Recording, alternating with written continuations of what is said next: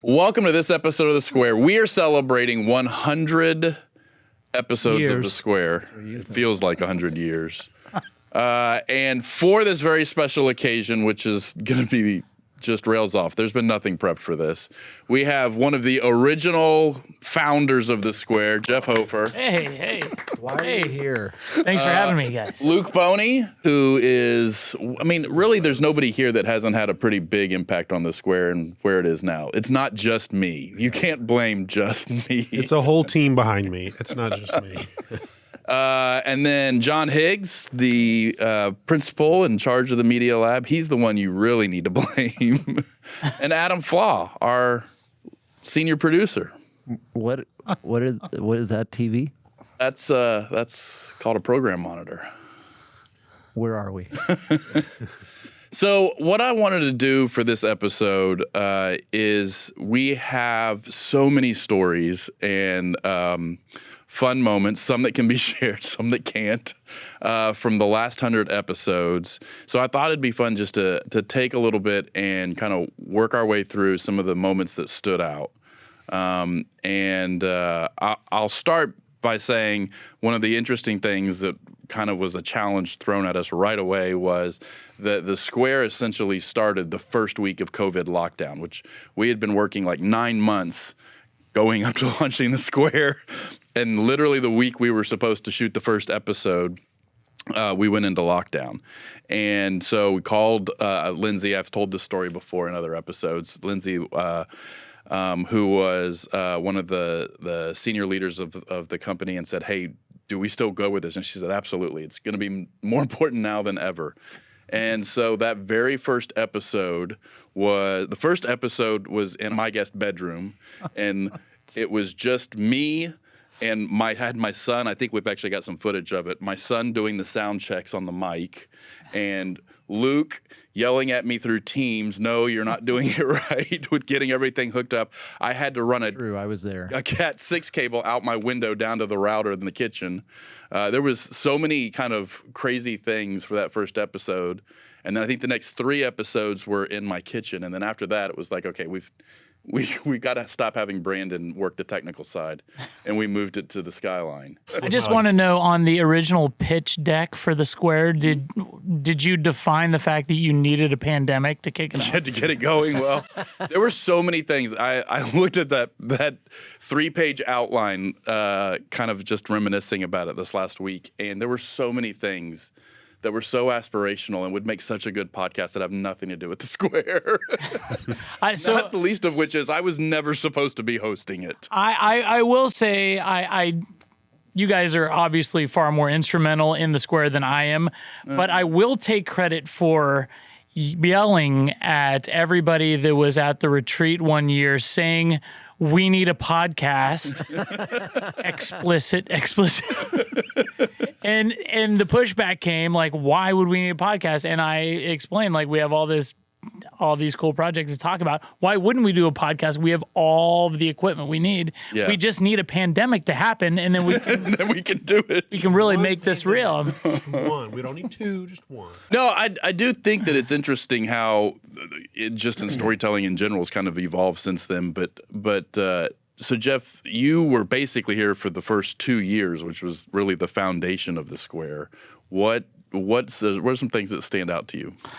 Oh my gosh. Well, for anybody familiar with our layout here at Corgan, the Skyline is a big social area, shared space, and the MediaLab took over exactly 50% for several years, which I was always like, man, how cool are they to let us be up here doing our thing?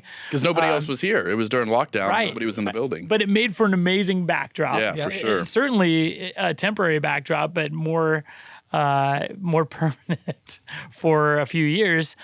But I like that the evolution started. We kind of started thinking in terms of just design stories. Then it kind of blossomed from there. And then we started having some people that we're very loosely connected to design, if not at all connected. Yeah. But yeah, it's just great conversation. It became more about storytelling, where design plays a big part in that. But yeah, I think it's come a long way. Obviously, the set, we're no longer in the skyline. Yeah. You guys have built an amazing studio here.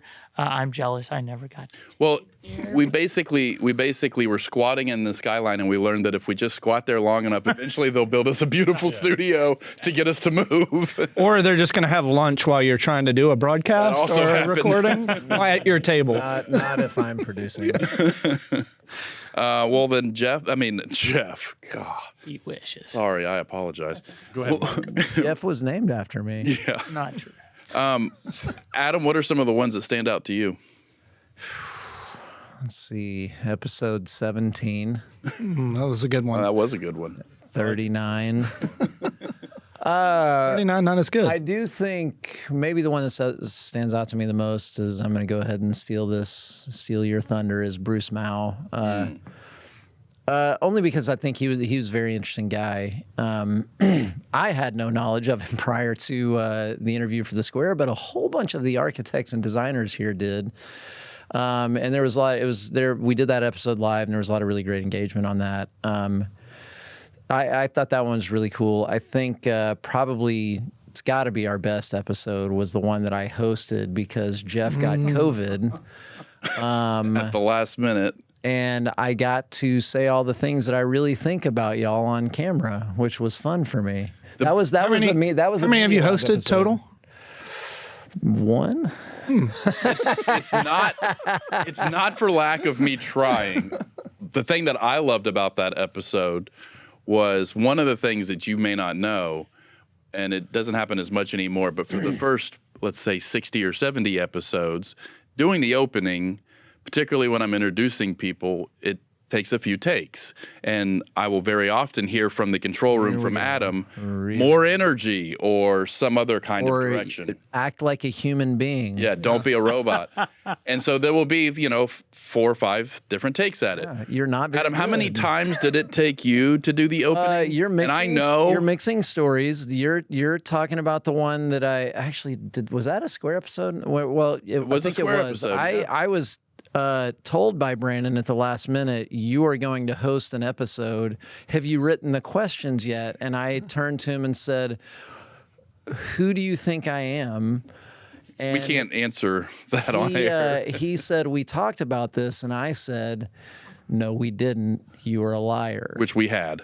We hadn't. And that one I did like 18 takes. Yeah. The episode for the MediaLab, I was riffing, man, and I was just throwing out golden handcrafted punchline after punchline in that intro. I gave you all kinds of opportunity to work with. It was like a pro marched in there and showed you how to do your job. And ever since then, I've been doing such a much better job. No, Thank you I haven't. appreciate it. You've been doing very poorly, and I judge you for it every time. Will I there know. I will ever say with that, we're pretty honored to have him on camera, right? Like how long have you been here now with us? Almost a decade? Yeah, 35 years. feels like And how many times have you allowed us to put your image on camera? Maybe 4.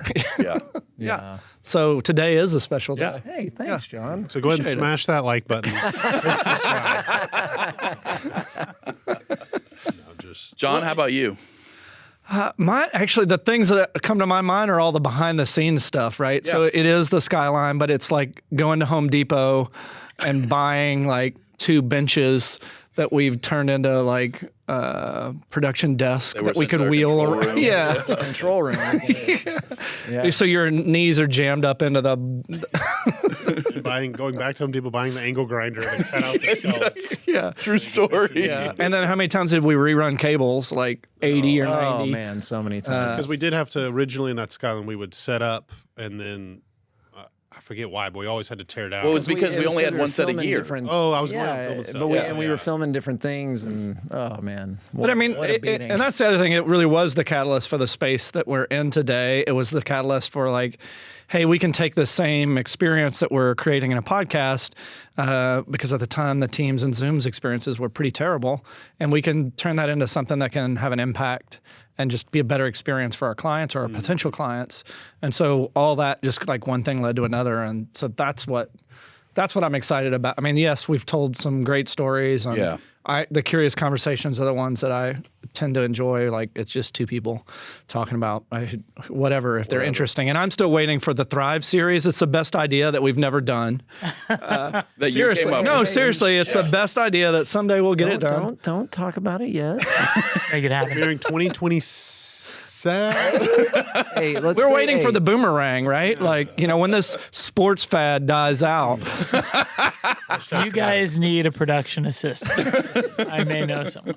So anyway, yeah, lots of good memories. Well, mainly behind the scenes. Speaking of behind the scenes and rerunning cables, I had not remembered that until you said it. But like I mean, you are an extremely talented DP, and that's why we hired you.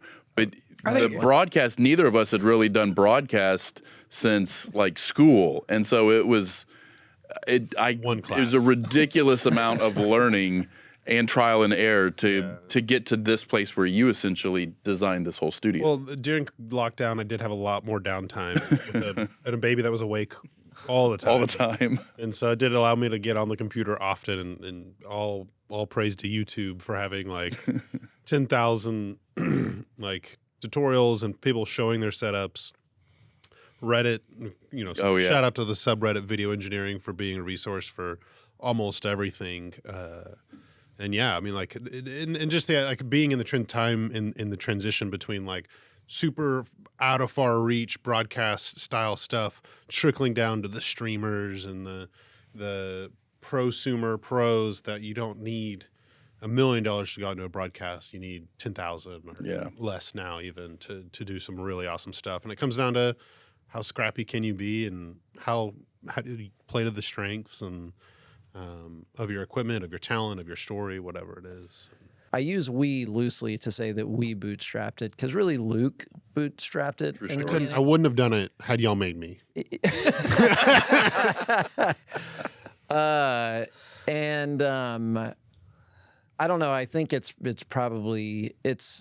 would be a little it'd be a little ridiculous not to think back on the amount of work. Like, I mean, all of the things that we had to figure out to be able to make it happen, like to build a studio from the ground up in a place that is not even remotely a studio, and then get an actual studio, figure out how to make that work. A conference room, and then make it into a studio. Conference room that was hosting nothing but empty chairs that no one was using that turned into our studio. And then and now we have an actual studio manager that is running the show as we speak. Shout out to Colt. Shout out to Colt.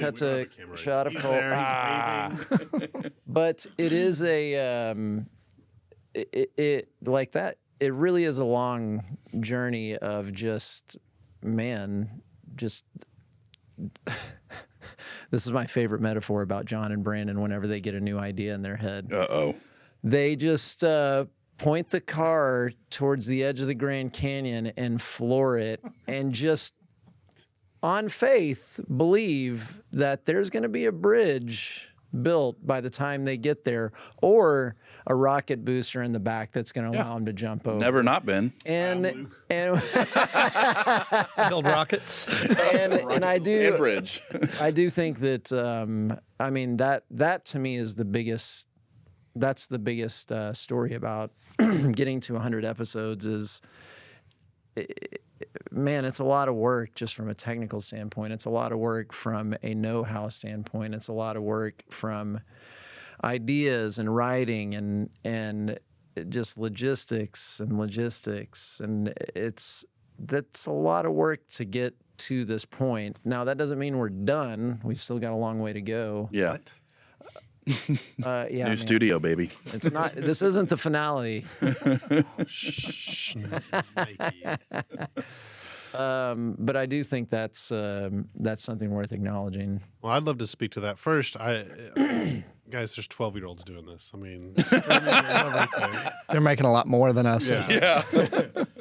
No, but I was going to say, I mean, I felt, I mean, to that extent, like being in the time in which we during COVID, everyone had the same problems to solve, and it was actually like, had we done it a year before COVID, I think it actually would have been a ton more difficult to do what we did, because so many people had the same problems I had. Those communities were, I would basically like run into a problem at work, and I'm like, oh no, how do I do this? And I'd go home and open it up, and I'm like, hey, that's my problem, and I'd click it, and there's 7 people of how to solve it. It was wild that everyone did that at the same time. And you're saying that's because of COVID and people had to figure that out? I think so. Yeah. Like, I think it was also my first time getting into some of those communities. But I was going to say, at the MediaLab, I've actually been a part of a lot of innovative stuff that we've done. And I think it takes a lot of guts and trust for both of you guys, mainly John. Sorry, Brandon. No, but not that much. Like Really with the butt on the line. with the headset, you were just like, how can we get John? Where can we go to lunch that's near the Microsoft store? We can put the Vive headset on him. VR, when it came out, John was like, eh. And I think I tried for like a month and a half straight every single day. Like, how do I get a freaking headset on his head? Because we had just like done it at home and we were ordering one. It was like a whole thing. But like we basically drones, VR, and now broadcast stuff. And 360 video was part of that too. But like, hey, Well, now John, AI. I think this is important. What do you think? Oh, you think it's important too? I don't know how to do it. Will you give me some time to run with it? And the answer was like almost always yes. It's the same thing with the drones. As long as it's on your own time, is kind of how he phrased it. Yeah.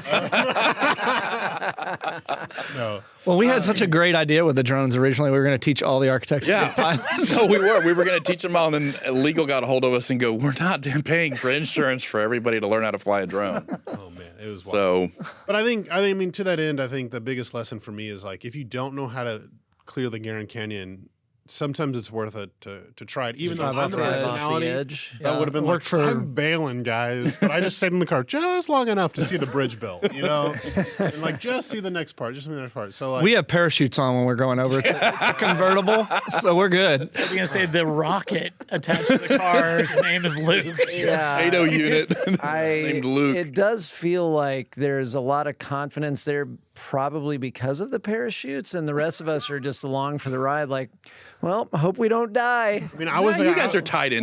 Don't worry about it. A parachute. I just brought a bunch of GoPros.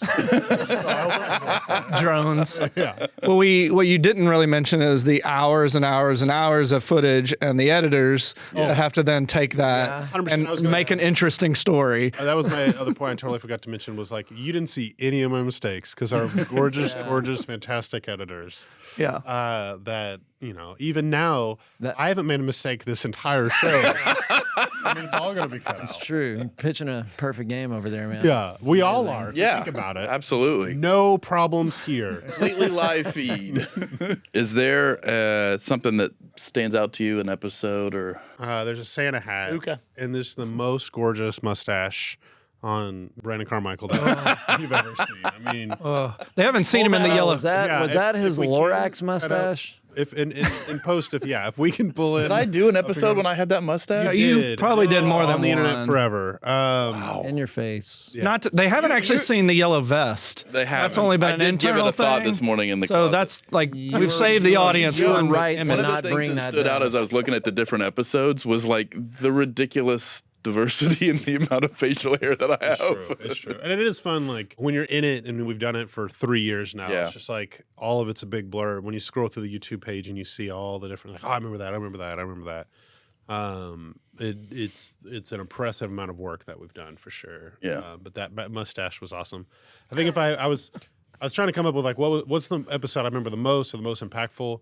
But the one we did of the Meow Woof design. Yeah. I'm an incredibly visual person, and I've loved them. I've been to 2 Meow Woofs, and they're fantastic. And it was so fun getting a behind the scenes peek, and especially then having one-on-one conversations with someone who's part of the design. Because she also went and did the Van Gogh Immersive. She was Yeah. part of the design team for that, which was spectacular. But it's a curious conversation. Yeah. Which was kind of a natural evolution of the Square, because the Square, particularly the first 50 episodes or so, were ones that a lot of the people that we talked to had some connection to Corgan or a project or something like that. And the curious conversations kind of gave us the opportunity to have a conversation with somebody that had nothing to do with Corgan and just something to do with design. And those were some of those episodes are my favorite because it was just honestly a curious conversation. I am very, very good at playing the ignorant question asker. You're curious. And yeah, that was the purest time. We got to just ask questions. Adam, be quiet. We just got to ask questions and learn. And I think that was now a lot of the Square episodes have some of that kind of combined and pulled into it. The water episode, in particular, I think kind of the water series stands out. We have been known to call Brandon Whiskers. You've got to explain. Whiskers? He's curious. Oh, gee. Like a cat. Nobody has called me that. Oh, Meow Wolf. It was great. And take 4. What are you talking about, John? I nailed it. So, out of curiosity, so there are 100 numbered Square episodes. Square episodes. Yeah, tell How us many what- curious curious conversations. conversations? What do you think about that, Whiskers? 194.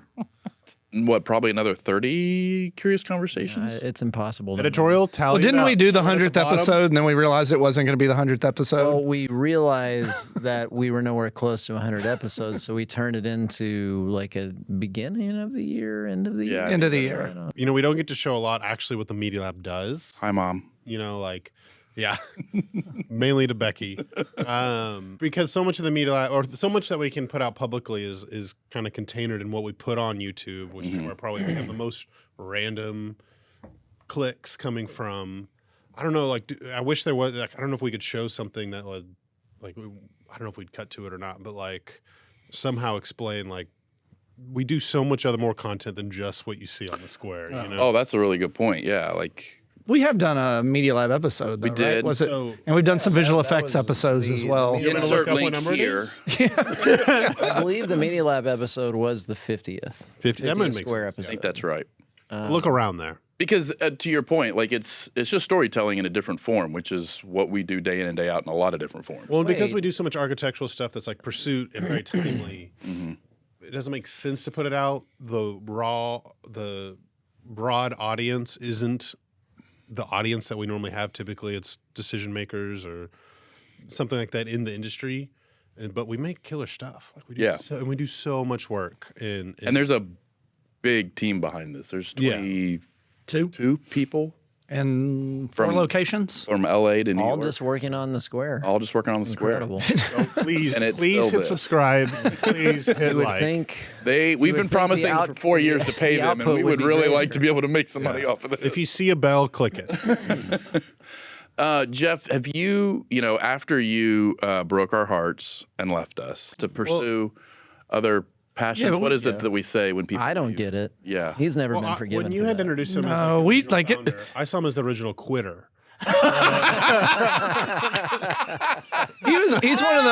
He's one of the first that, like, when he came and like kind of gave the news and he said where he was going, you're like, man, I really want that guy to stay, and I'm not going to let him do that. I'm not going to counter. I'm just Day after Christmas. You it's called the- me the day after Christmas. I had just I had an hated amazing time with my family. Yeah, and you called me the day after Christmas and you go, I need to talk to you. And you used a tone of voice I had not heard before. And I remember hanging up after you. I was pacing around the front room. And I hung up after you, and my wife came in. She goes, "What's going on?" And I go, "I just lost Jeff." And she goes, "What?" she thought he passed. Yeah. And poor Hillary. Why are you not more upset? But when you had been doing YouTube videos with breaking hard packs and whatnot for long before you came to Corgan, and you were like, this is the opportunity, it's to go work with the company and it's doing what I love, I was like, of course you have to go do that. Well, I'm glad first you did. off, I miss you guys every day. That is the truth. Prove it. I will. You're using my own line against First me. off, he's here. Yeah. Exactly. Thank you. I drove all the way from Capel. Why are we How paying did you so make it? I don't know at this point. And your bosses don't know you're here, so They don't. keep it on the DL. Hi, bosses. In case they're watching. Oh, they'll also never see subscribe. it. But no, I honestly, it was a very difficult decision to make, and I still second guess myself when things are going sideways at the current job. Sure. Like, why did I ever leave Corgan? But I miss you guys. I get to come back every once in a while and do a square, so that's awesome. But it was one of those things where, like, the opportunity that was presented was so oddly, like, perfect for my Yeah. interests that I had to at least explore it. But now, with the company that you're at now, we work with them and have designed your new office space. It is the most surreal thing to now work in an office that is Corgan designed. Like when I see my friends from Corgan around, like a lot of them, from like the interiors department had a big role in designing this office that we're in now. And so it feels appropriate if I had to move somewhere other than Corgan to be at least in a Corgan design. Yeah. And Exactly. doing guest appearances on the Square. That's cool. Do you have any openings? Yeah. Really, anything. We will gladly send them to you. I'd be curious to know what is the most wild episode in 100 episodes yet. And it could be a curious conversation. The Bruce Mao episode is still one of my favorites, and spoiler alert, I will talk about this a little bit later, but I want to do more live episodes because there's something about doing it live that it gives the opportunity. Yeah, it's perfect. We should definitely be doing more of those.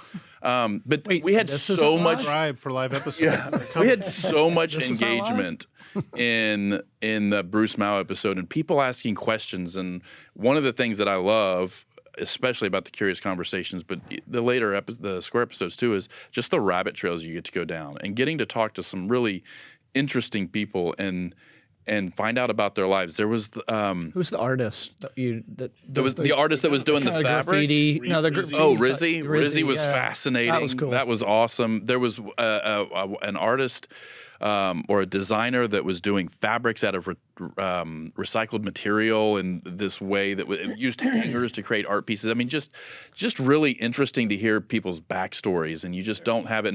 And I do just enough research to know kind of what's going on with a guest, but I don't like to have a conversation with them too long ahead of time, because then we end up having this amazing conversation that I want to have on the mic. And so there's so many that have been really interesting. I don't know that there's been one that was like super contentious or. I will say behind the scenes, like They're all So much variety contention. of stuff. As far as like, I mean, even today it was like 4 people all day, and then literally 15 minutes before we started, Brandon's like, "Can we add a fifth?" Yeah. Like we got John in. Shout out Colt. I thought we weren't going to mention who that was. John, Adam junior retainer to be really in tried all to the cut episodes. John out of this. Oh, the anniversary. I did not. Yeah, just Ludo try can to just cut John out. Ludo can just ghost me out. Yeah. We can just fix it in VFX. But I think We'll just have your voice. You aren't wearing your green jacket. I think that though speaks to like some of the success of the Square was the scrappy's probably not the right word, but like we've done it on location. We've packed all the, which at first you're like, yeah, 4 microphones, I can pack that in a bag, no problem. Wait, 3 cameras, like okay, some lights. Okay, this is 10 cases of equipment. Yeah. Like this is a lot. And pack it up, take it international. We've gone to London. The one in Dublin was amazing. The walking through the park. Oh man, check that out. Actually, just for the sake of that my was so back. great. I don't know if it was wild, but it was definitely one of the most unique. Well, and we're walking really and great. talking to Morris, and he goes, "Oh, and that's the ambassador's house." And it's like right there. It's this massive house on the park that's the U.S. ambassador's house, and we're just walking by it, having our episode. It's crazy. Well, you guys did an episode walking? In Dublin with The these whole two time. guys doing Tell me about this. the whole time. Brandon's seen too much 60 Minutes. Yeah. Yeah, that's what it was. It was Well, I like think that. It was where he trained for marathons, so it was like a place that was kind of special to him. Yeah. And we just wanted people to get to know him. Like he was new to our firm and That's cool. kind of a leader in the firm, and so it was like we just like, hey, let's not do this in a studio because that's not going to represent him, well. Yeah. Like, yeah, could he do it? But like, this is gonna you're gonna know him that much better in this The environment. love-hate relationship I have with Brandon is the pushing, Mostly love. A little bit of hate though. Stepping up.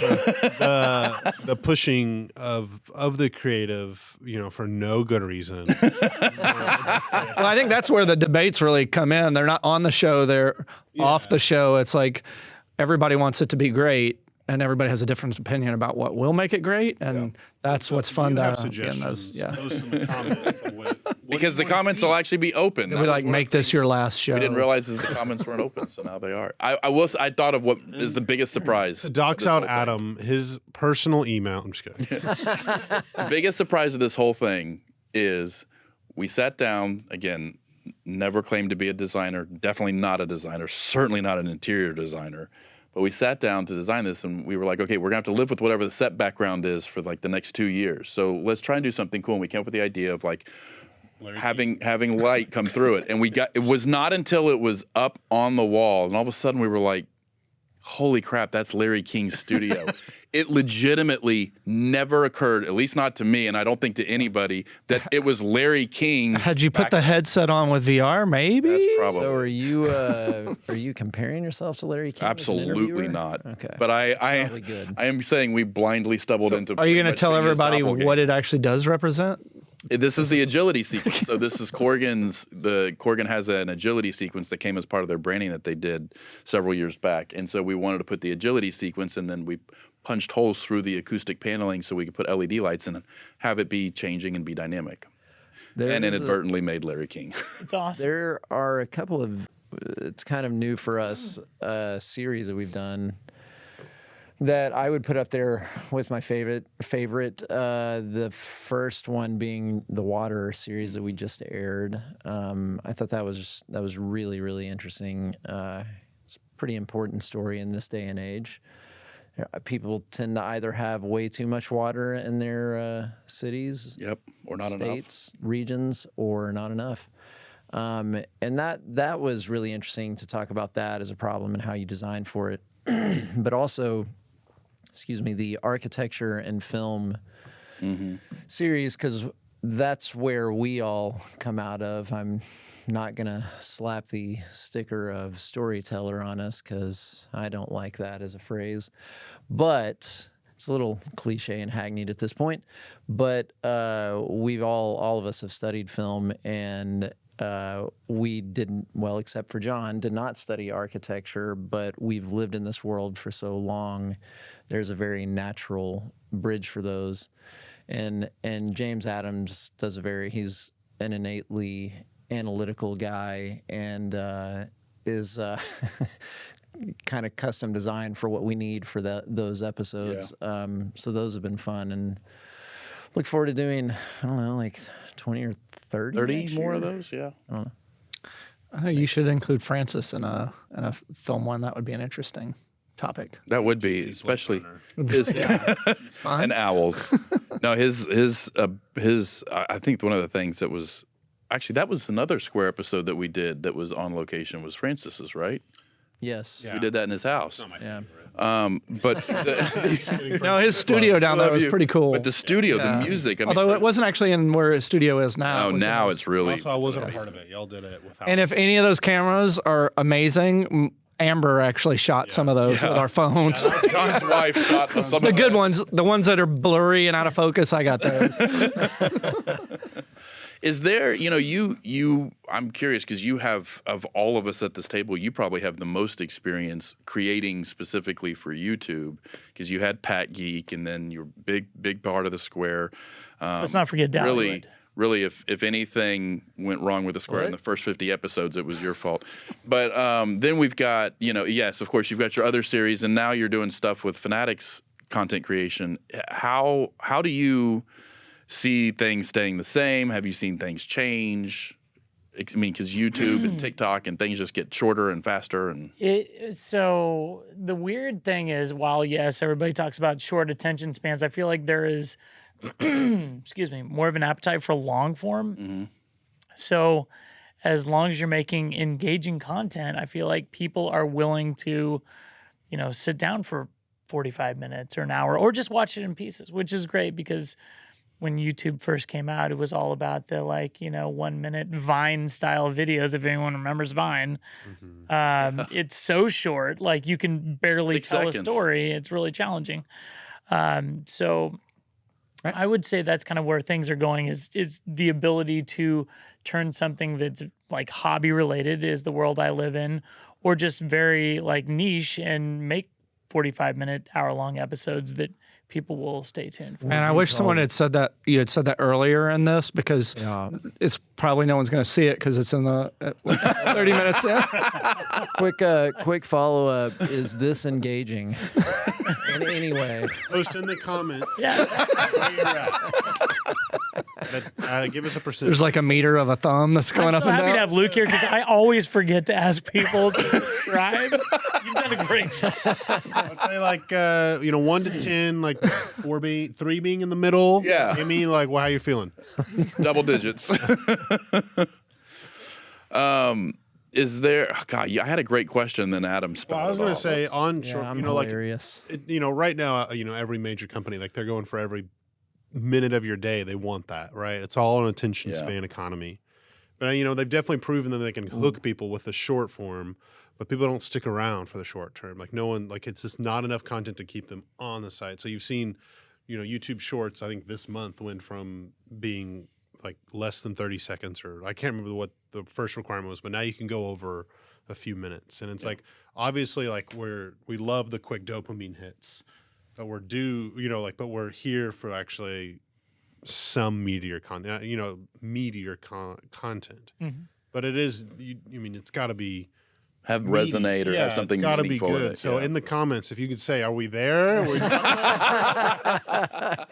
Man, that was a long Oh, you setup for that led them punchline. right man. You into really- it, Luke. No, but I think that's one of our things we want to do in the future. Yeah. I assume this conversation is going to lead what's next. Yeah. For the next 100 episodes, but we want to make things that people will show up for and actually. Well, and this is kind of an area that we kind of swore we were not going to get into, but here we are.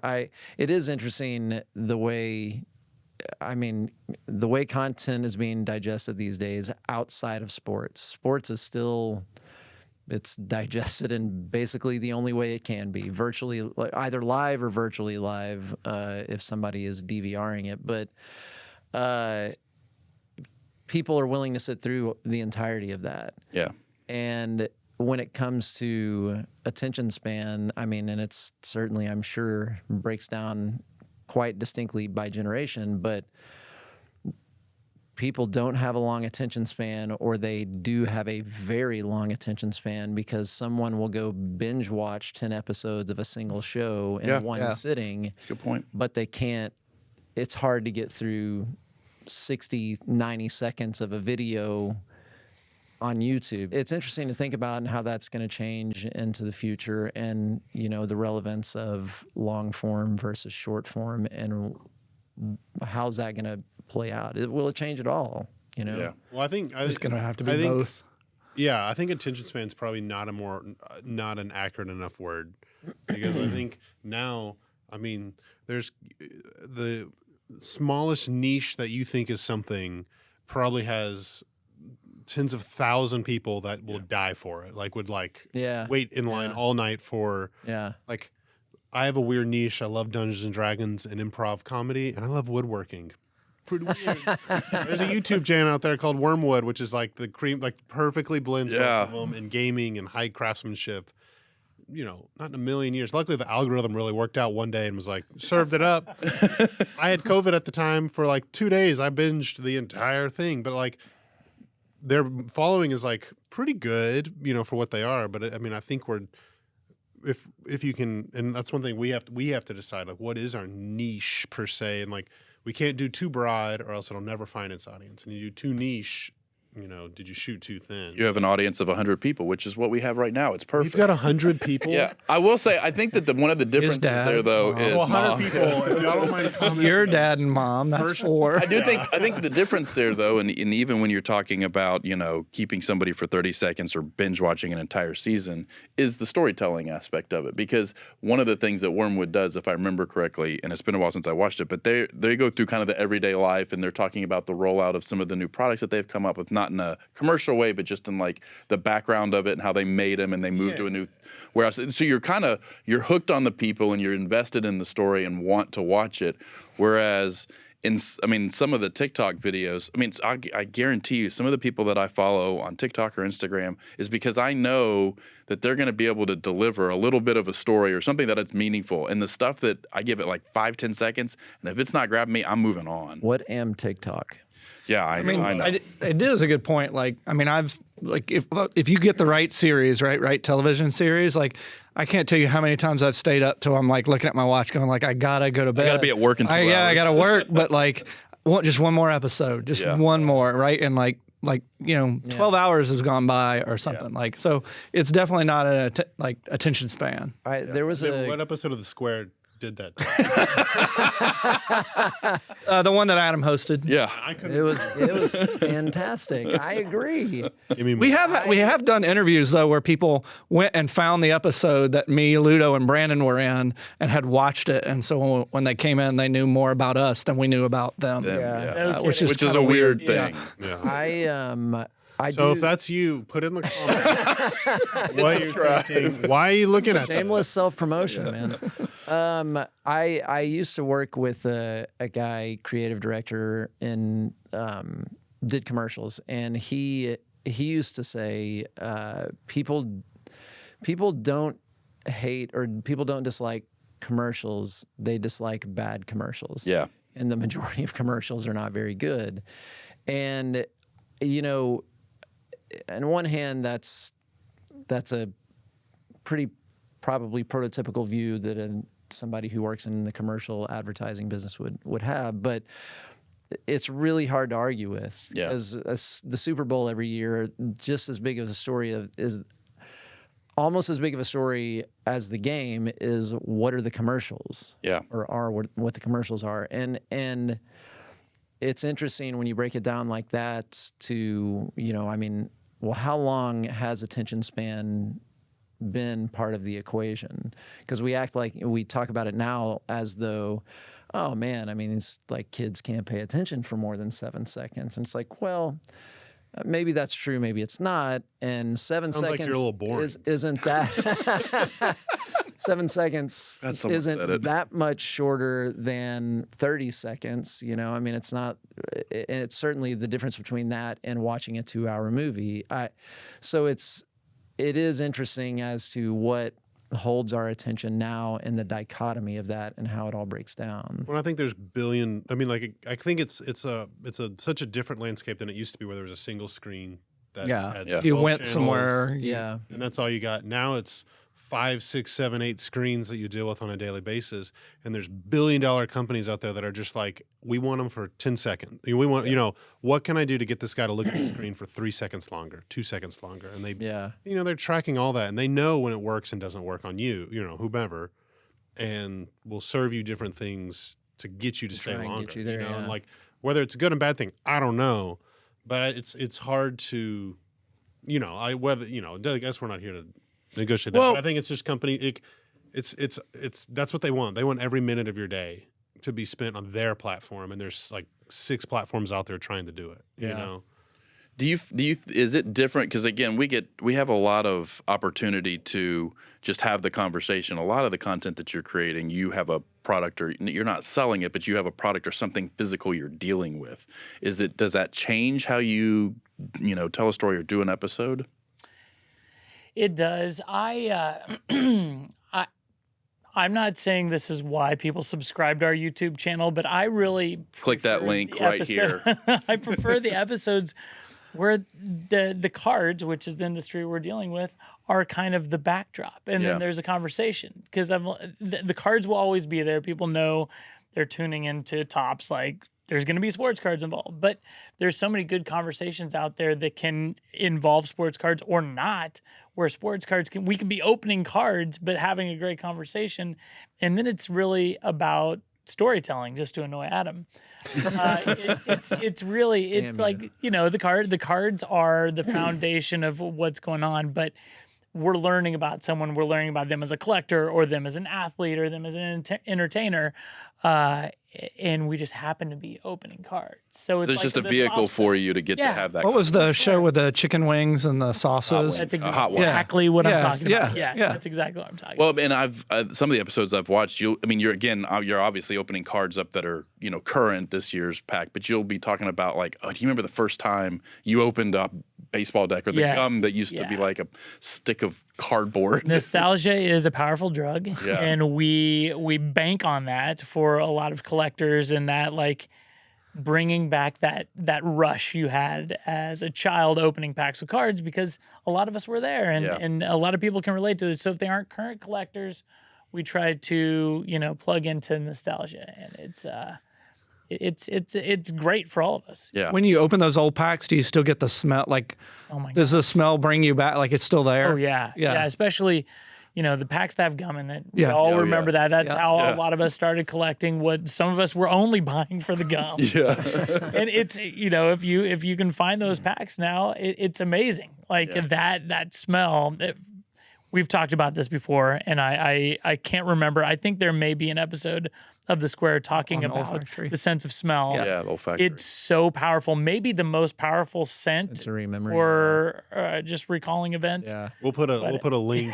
to that one up It's a here. perfect segue. Check it Watch out. that episode. It's, And in that it's episode, super leave a interesting. comment if that's how you got that. I'm sure that was probably social media director. Sam was maybe the guest on Please that. watch.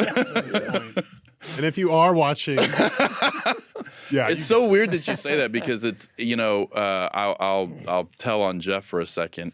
Jeff last year gave me a few packs of cards to open up with my boys, and I have held those things ransom because they love doing it, and so I can get them to do any kind of yard work or whatever just Good to open leverage. one pack of cards. But it's interesting because those He's are probably a celebrity. If you bring him over, Oh, what they leverage very can much you know get who from Mr. that? Jeff is. And he doesn't cuss at him the way Mr. Adam does. So the packs of cards, like it's crazy because they're in so much more of a digital world now than when I was growing up, and yet the cards mean just as much to them as a physical object. And to get to open them, they collect them, they put them in their sleeves, they go to the neighbors who I have two set of neighbors who have two girls who are the same age as my boys. They could care less about baseball cards, but they'll sit there and go through them, and it's fascinating. We made the mistake of writing all over the back of ours, so I have a lot of cards that might actually be worth something With a lot with of my writing on them. 5-year-old penmanship. That or in the old bike spokes is another one. Yeah. But most of us, like,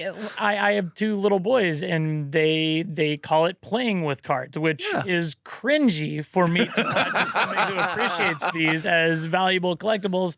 But they're having way more fun, frankly, than I have with cards that I'm collecting because they have a certain value or because I have a connection to that player or team or whatever it might be. But yeah, that cards are the journey is different for everybody with card collecting.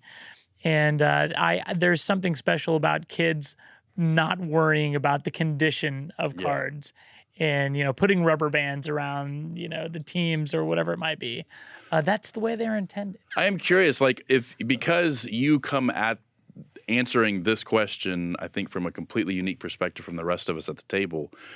Is there something you wish you would see out of TheSquare, something you hope TheSquare does in the future?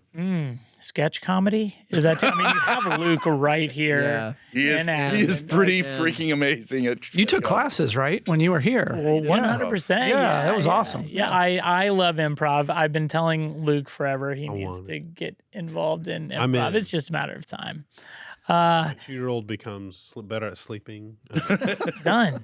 I'm a big fan of the Curious Conversations because I like those kind of conversations with random people that just have an interesting take on something. Yeah.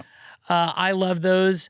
I don't have a design background, so I don't connect as much with the design, but the design episodes are still interesting. Yeah. So I would just have you considered a series called Thrive that touches on people who are got just the really perfect good at what they name. do? Nobody's ever had that idea. No. We fired the last guy. Since we're plugging things, where'd you get that beautiful hat? That better be a Fanatics hat. Yeah, He just called you out. It can't not be, can it? Like, Yeah, Fanatics has the market own corner everything. on any T-shirt or hat. Why is it not a Rangers hat? ooh, Because I'm not. He's a Kansas City guy. yeah, that's what I love about him. He's never. When's the last time they won? No one cares. Last year. Okay. No, last year. All right. Oh, the well, Rangers. I thought we were talking wrong. What the? Sorry. all right. Well, thought he let's, was About let's to come continue across the around- table. Continue around the table, Luke. I had What's one something question for you you. wish? I think we have a great backbone, with TheSquare of where it's at. Like I'm a huge fan of learning. I mean, I've put many of innovative things together. I think we do. If we're tying it around Corgan, there's so much awesome stuff happening here. We just have to find the right way to get it out. I love what we're doing with the conversations. I think conversations are very powerful. But I think adding, whether it's, I don't know, we've had a lot of conversations about TheSquare, like probably too many. But like I love learning. I don't have a whole lot of time, and so trying to get that awesome knowledge and the research and the cool things we're doing here, or external guests, or even you out there watching, Like and subscribe. like in the comments. They could be our say next what you think is guest. interesting. But for real, like I think, like, I mean, we've made 100 episodes, and like the goal is not to be like viral on the Quantity. internet. Yeah, like we don't. Our goal is to do it and Yeah. get fulfillment out of it. We don't get fulfillment if we're playing to a dark room. Yeah. You know, so like I hope to have some back and forth from the community. All jokes aside, leave a comment. But to have content that is inspirational or educational, and really fun, because like I mean every other day I walk through here and I have some conversation with somebody that's like, we do that, we're doing that right now, like can we show that? Like, oh, not yet, when can we? And I just think like we're a massive firm growing bigger. Like I hope one day that someone joins us and it's like, I can't believe I work at a place that has this, like that hosts TheSquare, you know, and I think we'll get there, but that's what. John? Mine's tough. Like I'm super visual. So, I mean, there's tons of great, like, you know, podcasts generally are just, it's us talking in a room, black box, right? And the balance of like, so creating more visuals, like, so when we talk about something, like actually showing it, but the challenge with that is like, we do consider this part of our job, we have other jobs that have to get done too. So One or two. Yeah, it's a balance of like, how can we maybe visually stimulate people a little bit more without like tripling the time it takes to do a show. And then It's funny. I'm going to comment real quick. It's funny that you say that because one of the guys, it was a really good friend, shout out to my best bud, Robert Prevet. He didn't even know there was a video podcast. He was getting the audio version. Yeah. And was like, wait, there's a video version of this? So we definitely have to do a better job. Listening on YouTube, Corgan, but not, Like Billy Corgan? Don't search The Yeah, you Square. got it. That's a movie that we still have yet to see, which we Yeah. should all sit down and do that on The Square. That should be an episode. Yeah. Just I think it's pretty critique. artsy. But anyways, search Corgan, then find The Square. Like all the videos. Yeah. You were saying, before I interrupted you. No, I think you were talking about like maybe it's just that it's like, is there a way that we can, I think we all want a little bit more engagement. Yeah. I don't necessarily do it for that. Like my memory of this, I'll never go back and I'll personally never go back and watch this episode. John, if you are watching, throw a comment down there. Well, I just obliterate the like button. like, you know, when we were in that sound booth in China, my voice was pretty dang amazing. Yeah. And if it ever came across that way, I would watch everything I did. Some more reverb. Got it. More reverb. But like the memory of this is like the connection I have with you guys. Having the conversation. Yeah. And I hopefully somebody gets something out of that or can feel that connection, right? That we have with each other out of this. Well, Adam? with the four of us. Feel that connection, because I don't think anyone's getting anything out of this. But if you're still watching, Becky, Amber, Becky, leave a comment. Rylan. I wonder how many Go Amber's ahead. watched the ones I've been in more than I have. It's a great question. Well, we could put more visual stuff in it. We should have to let our boss say that. Yeah. More out. Not a problem. Yeah. Boss. Yeah. Thanks for, doubling up the work. Green light in that. I don't know. I really, as I've already said, and Jeff leaned right into that pitch, loathe the term storyteller, and when people tell you how they're a storyteller and all their whatever, it's just become so ubiquitous. And what I do think is, I thought you hated wordsmith. I Or do hate storyteller. wordsmith. He does I mean, hate that one too. we can do a podcast Words on he- the pop culture words that I can't stand, or the corporate words I can't. We're doing a sports show long before that. Who is and who isn't an athlete? Okay, we're just leave it alone. That's man. also a good It's like idea. a dog with a bone. But I do think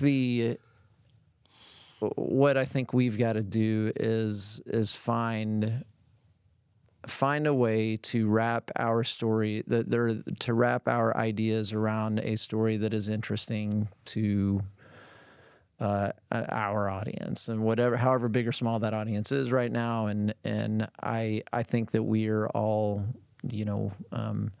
well entrenched in the business of telling stories to people. And there's clearly something about human nature. The entertainment business is huge. I mean, before there were motion pictures, there was radio. Before there was radio, there were books. There are photographs. I mean, there's something in us that we need stories. We need to be told about our history. We need to be told, fantastical ideas about the future. I mean, we crave this. It's part of our humanity.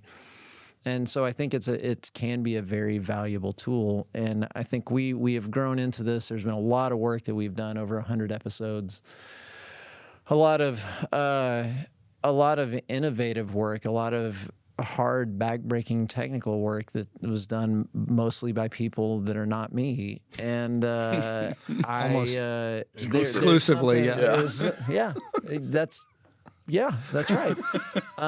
But there's a lot for us to take a second to honor that, and then it's kind of on to the next one. Like, how do we do this even better than the way we're doing it now? And I think there's still a lot to figure out for that. Well, I'll wrap it up with mine, which is, I said earlier I'd love to see more live episodes, but similar to you, having kind of, this is the memory that and this is the fulfillment that you get of it. At the risk of saying something nice about Adam, it is call him a storyteller. The fulfillment of finding. I mean, even when we had episodes where marketing was like, "Hey, could you craft a Square episode around this?" And we were like, "How are we going to do that in an interesting way?" And then we would do it most of the time. But we find the challenge of storytelling, like you're talking about, Adam, and doing it in this medium versus other mediums that we have the opportunity to do it in, and with these people, and I still count you as one of those people, Jeff. Hey, come back. Is by far one of the most fulfilling things that I get to do. So that's what excites me about the next 100 episodes, is continuing that, and we might even be able to get Jeff back for one more episode at some point in the next 100, maybe. Number 200. Number 200. Now that he knows you'll do on location, he's going to be like, well, yeah, I'll do it. Just come to me. Come to my house. We have this beautiful studio in Fanatics. Let's do it. I've been crafting a series that just features Jeff Hoferer. So Is it called I'd watch Thrive? it. it is not called Thrive. He could be our first Thrive. He could. He's I in was a waiting for Corgan you space. to get there. I know. Oh my goodness. Thrive. Come on. He's in a Corgan space, and he's the most interesting he's person also we got a know. wife I think that's gonna we- murder If you'd me like I to don't let watch him the go new home Thrive soon. series, Subscribe. subscribe button right below this video. Maybe depends on how you have it set up. If you don't mind obliterating Help us it. thrive. Thanks so much for watching, and we comments are open. We're happy to. We want to hear about what Comments we can do. are next. open? If you made his point, post your phone number. We'll call you live on the Square at one of the live episodes. This is a All call-in right. show? Everybody's just going to put Luke's phone number. Hey, we're going to call this number now. We'll send it to you. All right. Thanks so much for watching.